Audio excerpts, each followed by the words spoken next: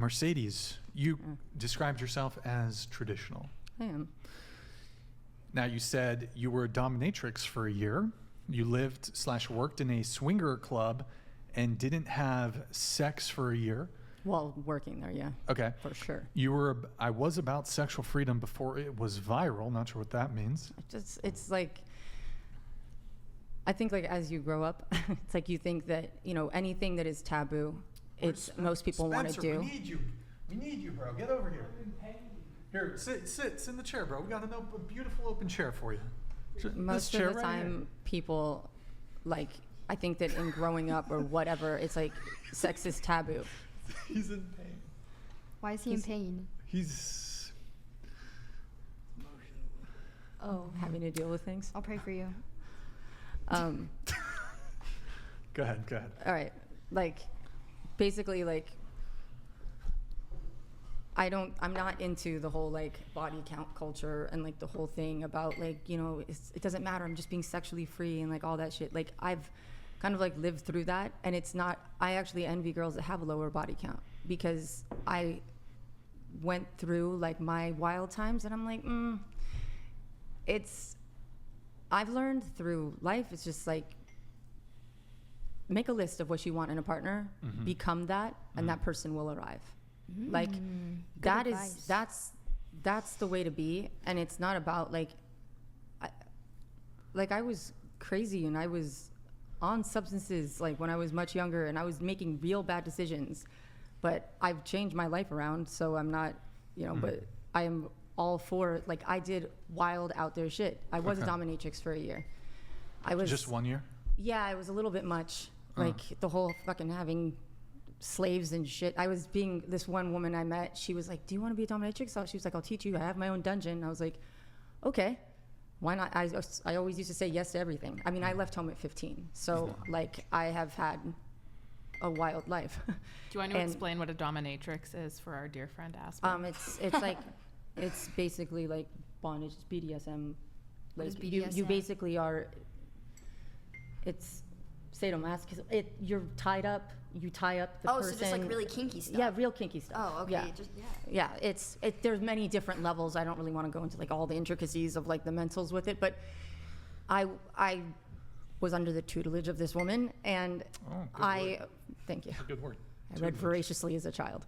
I realized that was her whole life, and I was like, this is a lot. Like I couldn't even leave I understood the kink, and I understood why people did it. And a lot of times we'd have to like make contracts in order to, people would be like, I don't want to be like abandoned. I don't want this. I don't want that. And you get them comfortable, and then you push those boundaries. The things they said they wouldn't do, you push. Reason being that it's actually more emotional and therapeutic to like push a person outside of their You ever whip anybody? Yeah-ish. I mean, it's not like it is in the movies necessarily. There's a lot of like, we would lock a person in a cage and then go to lunch because they didn't want to be abandoned type of thing. Or, yeah, I mean, there's a lot of crazy, but I never got naked. Wait, did they pay for that? Yeah. They paid to get tortured? They pay of course. They pay well. Yeah, they do pay well. And some people like to, then there's like that financial thing that I've heard you. Findom? Yeah. Financial domination. It's like, you can pay this bill for me. Tell me another bill I can pay. No, like, you're like. Where are you finding those? The thing is like, it wasn't for me. I did it for a year, but the woman I was working with, she was really unhappy, and I just didn't see, I couldn't even leave the dungeon and go home. I'd have to go to somewhere else first, because in case somebody was like following me. It's just quite the life. It was interesting, but. You said that you feel that maintaining your sexual energy is for your partner only. In your notes? I believe that it's important to maintain your sexual energy and have it with your partner only. What about, you mentioned something about AI, something about AI. Because when you have like a lot of those girls who are on OnlyFans on here, I'm usually like sitting like yelling at the TV. I'm like, like these girls need to work on their skill sets. Like, because at the end of the day, like they're like, I need a high value male and all this stuff, and they need to be making this. And it's like, mama, AI's coming. And those crazy dorky guys that you are like making fun of that aren't as good enough for you or whatever, those are the ones making the AI girls who are going to take your job on OnlyFans, and those guys are going to be making the money. Well, wasn't there that story that was in the news a few weeks ago about that somebody on AI Well, they're already had doing an it. OnlyFans and they made like $1 million? Yeah, no, they're in a already doing it day. because guys know what guys want. They can make the AI, they can have AI make the thing, and then girls are out of a job. Now what? Damn. Well, definitely. I mean, there are those AIs on OnlyFans, and I mean, I think a lot With of how guys real that it's are, getting What's better. that? It's so real now with Well, the it's next gonna one. it's World gonna is get ending. so. I mean, some of them are very convincing. The AIs. The Instagrams that are all AI Yeah. that are like perfect. It's like that's what they want, Yeah. and they're making money. And so it's like these girls are actually getting edged out of their. They haven't cornered the market. It's And true. so the It's true. guys will be making money and the decisions. You said that you have a theory of how to fix the entire broken system of sex, how to change society for the better. Oh, it's a deep one. I just think that I feel like throughout the ages, like we've actually treated, like sex is one of the most powerful gifts that we have, and it's magic. And if we would actually treat it the way it's supposed to be treated and respected it, like I said earlier in the podcast, like it can create babies. It can create a whole other human. Like if you were to channel that and stop like just disrespecting it, like spilling your seed, doing porn all the time, like getting all like, I just think that like our world would be in a better place. And I feel that there's like powers that be that are above. It's not just the guys who are just chasing, like guys, like girls who are like empowered by being on OnlyFans. It's like guys are only sitting there in their fever pitch, you know, like right there in that moment. And then what happens? They come and they close the fucking thing and they walk away. Like that's all the power. You have the power for that. Like it's they're not. That's not wifey material, like what you were saying. True. And it's just True. if we would actually like retain our seed and treat it how it's supposed to be treated, and we taught our children that way, to not that there shouldn't be like I'm gonna just go out and have a bunch of sex and figure out like where my partner's gonna be. Like if you honored that and you kept it like close to the chest, and you were like, you come from two parents who were absolutely in love and like waited to find each other. It would take a couple generations to fix this, but like if you were made from love, like you would know what love looks like. Made from love, creating love. And so then like these kids would go out and like they would explore the world and like try to create things, businesses, this, that, and the other. And then if they found somebody and the vibes weren't on, they'd be like, you're awesome, move on. But when you find that person, because we'd be so attuned to it, you'd actually like end up changing the world with love if we actually respected sex and what it can do. And I also think you wouldn't have a bunch of NPCs running around and a bunch of extra people in that sense, because you wouldn't have frivolous unions making unwanted people. It's also the closest you can get to another person. Like you're quite literally inside of each other. Yeah. It's beautiful. It's beautiful. Well, honestly. they also say that Thank you, like Brian. like if you actually got into like Kundalini and like you went into like you got into like the whole energetics of sex, like they would all of the the crazy emperors in China, how they said they would only spill their seed when they were making a baby. Well, I think that they actually retain their seed all the time, because all it takes is one sperm. And so if you were to consciously like release and that human were to be the one that was made, that's some powerful shit. I don't know, man. That's pretty close sounds to like God. a lot of work.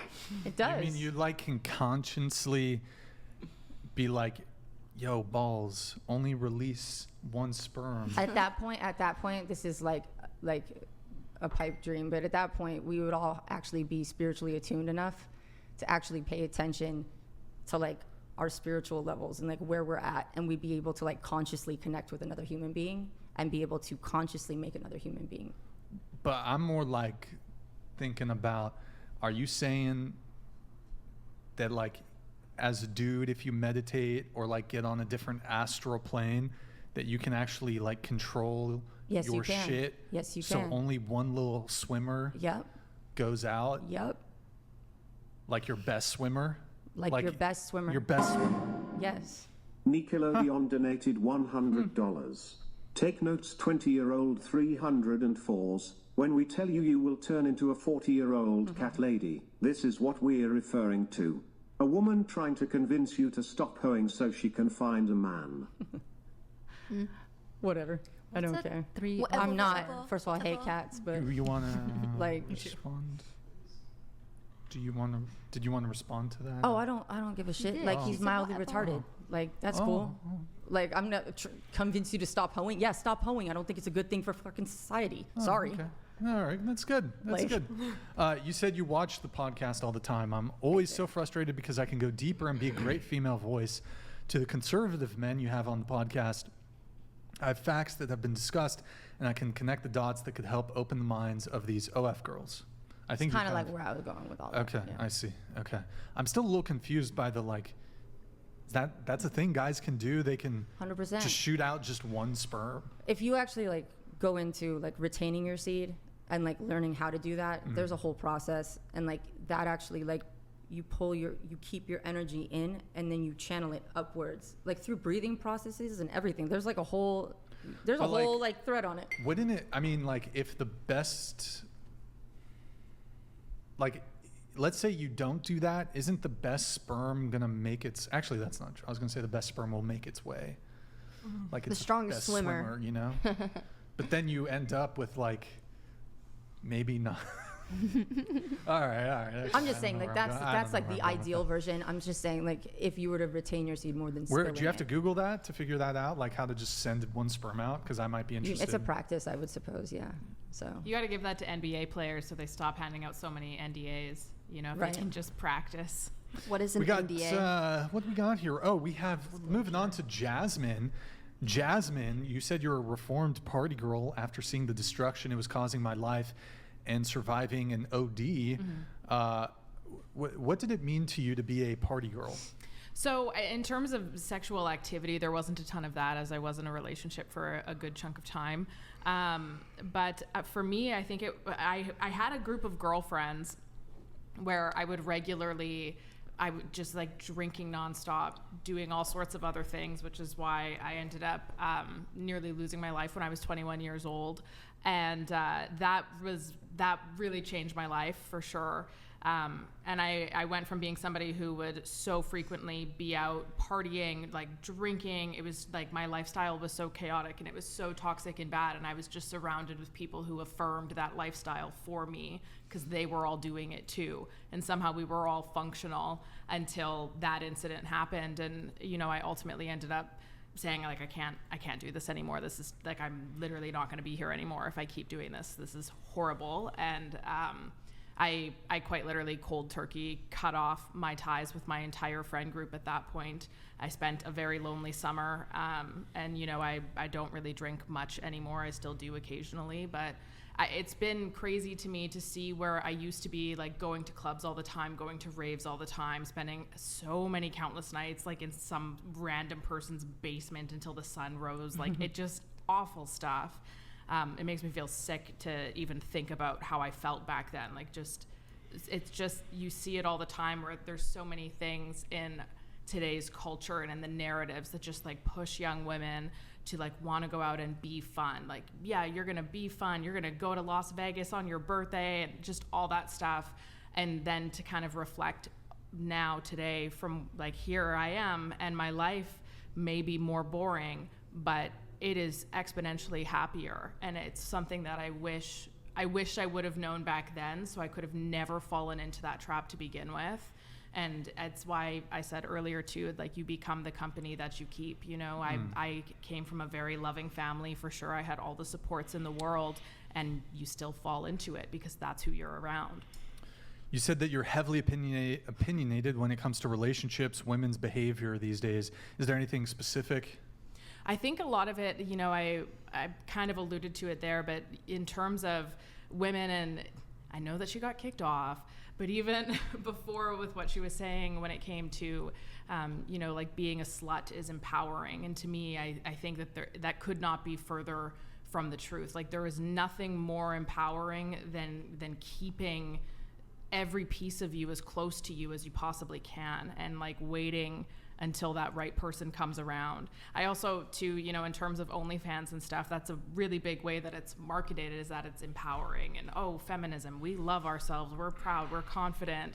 And I think that pride is something that people should really keep an eye on, because it can absolutely destroy you if you start to let your ego and pride take the wheel. That can take you downhill very fast. And in terms of OnlyFans too, it's just this fascinating thing. I'm like, what on earth is empowering about making a man billions of dollars a year while you just get chump change in comparison? Like, OnlyFans was created by men. And a scarlet letter on the internet for the rest of your life. Yes, that too, right? And like, it's like there's nothing empowering about that whatsoever.